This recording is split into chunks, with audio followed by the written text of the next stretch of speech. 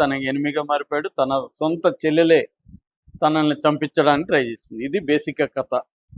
అంటే కొడుకెలా తల్లి ప్రతీకారం కొడుకెలా తీర్చుకున్నాడు.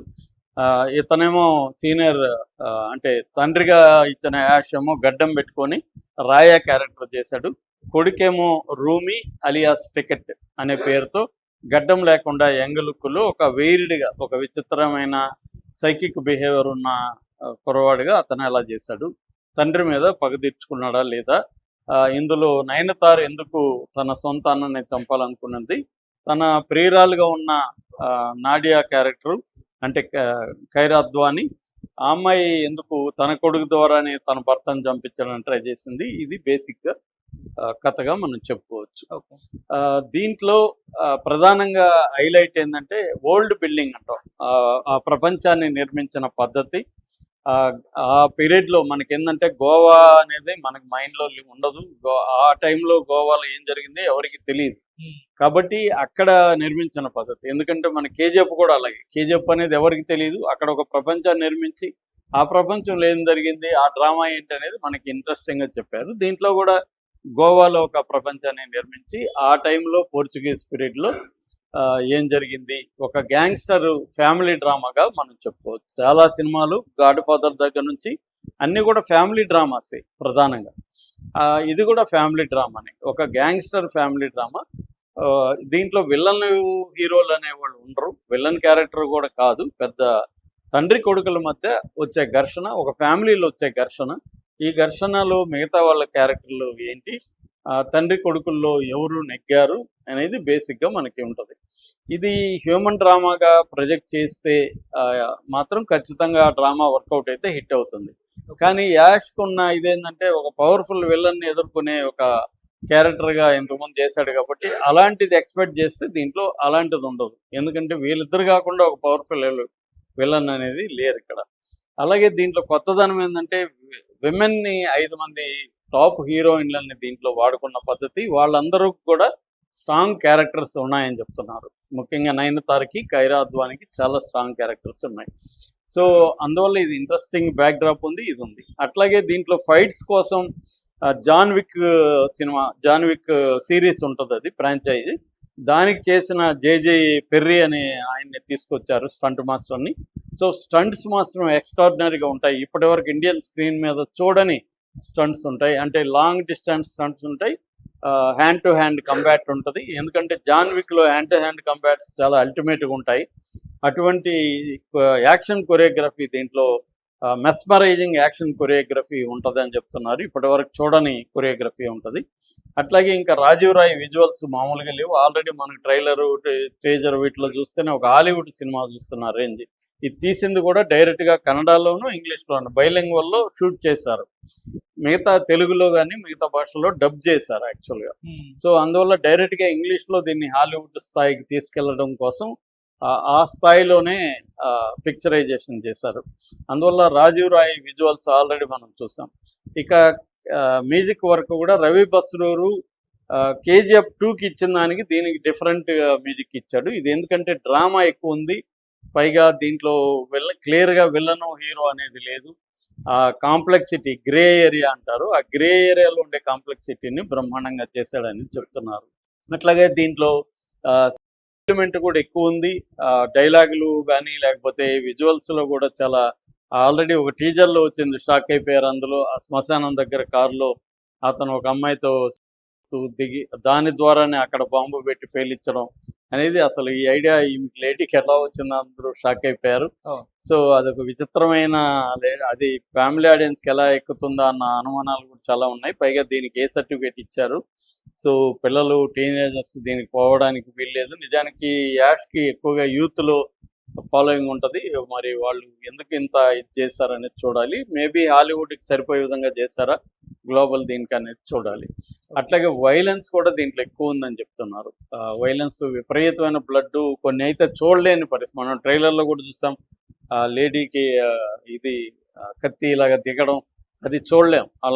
అలాంటిది చూడలేనివి. అంటే కొంత హాంకాంగ్, కొరియన్ ఈ సినిమాల్లో ఉంటుంది ఆ కైండ్ ఆఫ్ జుగుప్స కలిగించే వైలెన్స్. అది వైలెన్స్ లో కూడా ఎంటర్టైనింగ్ వైలెన్స్, చాలా అట్రాక్టివ్ వైలెన్స్ ఉంటుంది, జుగుప్స చూడలేని ఒక వైలెన్స్ కూడా ఉంటుంది. అలాగా ఉందే అన్న ఫీలింగ్ కూడా ఉంది. మరి ఇది ఏదేమైనా కొంత రిస్కీ వ్యవహారం ఉంది. అలాగే లెంగ్త్ కూడా 3 గంటల 14 నిమిషాలు ఈ సినిమా. అంతసేపు మరి ఏం చెప్తారు? గ్యాంగ్స్టర్ ఎదగాలి, ఎదిగినప్పుడు అనేక గ్యాంగుల్ని చేయాలి, లేడీస్తో అతనికి పరిచయాలు, సంబంధాలు, దాంట్లోంచి మళ్ళీ కొడుకు రావాలి, కొడుకు ప్రతీకారం తీర్చుకోవాలి, మిగతా వాళ్ళ రోల్స్ ఇవన్నీ పెట్టారు. కానీ ఇదంతా మరి బోర్ కొట్టదా? ఎందుకంటే గ్యాంగ్స్టర్ సినిమాలు కొన్ని వందలు చూసేసి ఉంటారు ప్రతి ఒక్కరు. వరల్డ్ వైడ్గా గ్యాంగ్స్టర్ సినిమాలు ఇవాళ ఓటీటీ వచ్చినాక అందరూ చూసేశారు. మరి వీళ్ళు కొత్తగా ఏం బ్యాక్డ్రాప్ కొత్తగా ఉండొచ్చు. గోవా తండ్రి కొడుకులతో కూడా పాత సబ్జెక్టే, చెల్లెలు తిరగబడ్డం అనేది కూడా పాత సబ్జెక్టే, మా ఒకప్పుడు ప్రేమించిన ఆమె వ్యతిరేకంగా మారడం కూడా పాత సబ్జెక్టే. సబ్జెక్ట్లో కొత్తదనం లేదు. మరి కొత్తగా ఏం చేస్తున్నారు అనేది ట్రైలర్లో మనకేం పెద్దగా తెలియట్లేదు. మరి ఏం జరగబోతుంది అనేది చెయ్యాలి. ఇప్పుడు చూసిన వాళ్ళు మాత్రం ఖచ్చితంగా ఇది ఎక్స్ట్రాడినరీ విజువల్స్ ఉన్నాయి, కథ బాగుంది అని చెప్తున్నారు. ఇప్పటి వరకు వస్తున్నారు వీళ్ళు.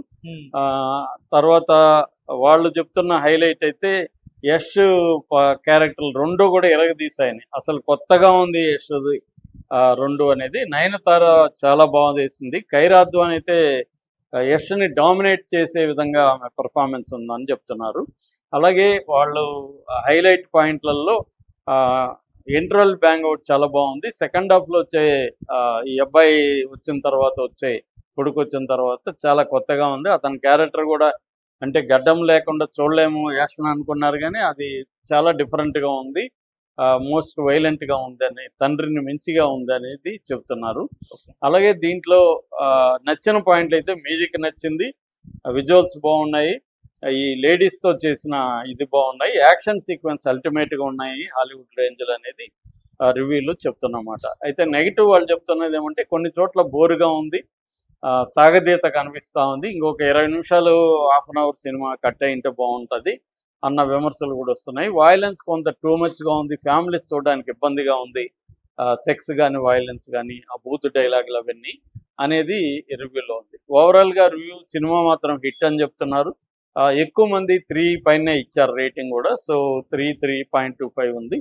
సో ఈ సినిమా ఖచ్చితంగా రైటర్ గాను, విలన్ గాను, హీరో గాను ఇన్ని పాత్రలు యాడ్ చేశాడు. ఇక కెమెరా రాజీవ్ రవి. ఈ రాజీవ్ రవి ఎవరో కాదు, డైరెక్టర్ వాళ్ళ హస్బెండే. One of the best old స్థాయి కెమెరామెన్లలో ఒకరు. ఈయన డైరెక్టర్ కూడా రాజీవ్ రాయ్, మంచి సినిమాలు మలయాళంలో తీశాడు. అట్లాగే రవి బస్రూర్ మ్యూజిక్ చేశాడు. రవి బస్రూర్తో పాటు ఇంకొక 4 కూడా మ్యూజిక్ సహాయం అందించారు. ఇక ఇది కథ ఎక్కడ జరుగుతుందంటే గోవాలో జరుగుతుంది. గోవాలో పీరియడ్ ఫిల్మ్ ఇది, పీరియడ్ డ్రామా.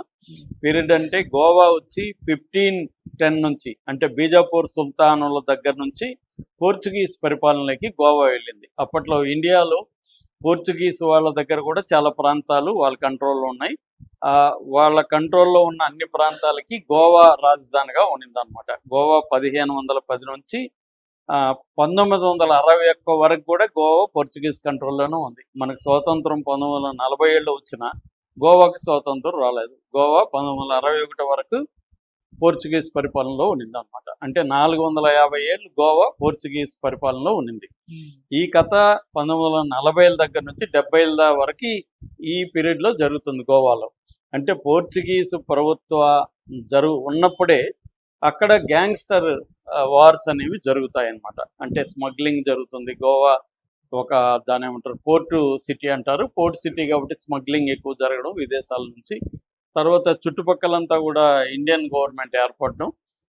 సో ఇతర గ్యాంగ్స్టర్లు ఉండడం. గోవాలో ఉన్న గ్యాంగ్స్టర్లందరినీ దెబ్బకొట్టి రాయా అనే ఒక గ్యాంగ్స్టర్, రాయా అంటే యాష్ చేశాడు అనమాట.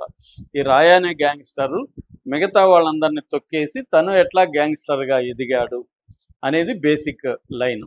ఈ గ్యాంగ్స్టర్గా ఎదిగిన తర్వాత తను తన చెల్లెలు గంగ, తన లవర్ నాడియా,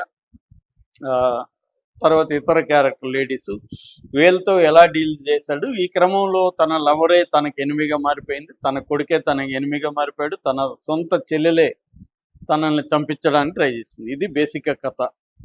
అంటే కొడుకు ఎలా, తల్లి ప్రతీకారం కొడుకు ఎలా తీర్చుకున్నాడు, ఇతనేమో సీనియర్, అంటే తండ్రిగా ఇచ్చిన యాష్ ఏమో గడ్డం పెట్టుకొని రాయా క్యారెక్టర్ చేశాడు.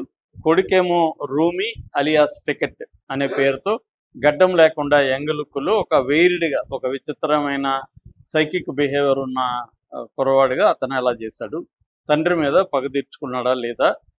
ఇందులో నయనతార ఎందుకు తన సొంత అన్నని చంపాలనుకున్నది, తన ప్రియురాలుగా ఉన్న నాడియా క్యారెక్టరు అంటే ఖైరా అద్వాని, ఆ అమ్మాయి ఎందుకు తన కొడుకు ద్వారానే తన భర్తను చంపించాలని ట్రై చేసింది. ఇది బేసిక్గా కథగా మనం చెప్పుకోవచ్చు. దీంట్లో ప్రధానంగా హైలైట్ ఏంటంటే ఓల్డ్ బిల్డింగ్ అంటాం. ఆ ప్రపంచాన్ని నిర్మించిన పద్ధతి, ఆ పీరియడ్లో మనకి ఏంటంటే గోవా అనేది మనకి మైండ్లో ఉండదు. ఆ టైంలో గోవాలో ఏం జరిగింది ఎవరికి తెలియదు. కాబట్టి అక్కడ నిర్మించిన పద్ధతి, ఎందుకంటే మన కేజీఎఫ్ కూడా అలాగే. కేజీఎఫ్ అనేది ఎవరికి తెలియదు. అక్కడ ఒక ప్రపంచాన్ని నిర్మించి ఆ ప్రపంచంలో ఏం జరిగింది, ఆ డ్రామా ఏంటి అనేది మనకి ఇంట్రెస్టింగ్గా చెప్పారు. దీంట్లో కూడా గోవాలో ఒక ప్రపంచాన్ని నిర్మించి ఆ టైంలో పోర్చుగీస్ పీరియడ్లో ఏం జరిగింది, ఒక గ్యాంగ్స్టర్ ఫ్యామిలీ డ్రామాగా మనం చెప్పుకోవచ్చు. చాలా సినిమాలు గాడ్ ఫాదర్ దగ్గర నుంచి అన్నీ కూడా ఫ్యామిలీ డ్రామాసే ప్రధానంగా. ఇది కూడా ఫ్యామిలీ డ్రామానే, ఒక గ్యాంగ్స్టర్ ఫ్యామిలీ డ్రామా. దీంట్లో విలన్ హీరోలు అనేవాళ్ళు ఉండరు. విలన్ క్యారెక్టర్ కూడా కాదు, పెద్ద తండ్రి కొడుకుల మధ్య వచ్చే ఘర్షణ, ఒక ఫ్యామిలీలో వచ్చే ఘర్షణ.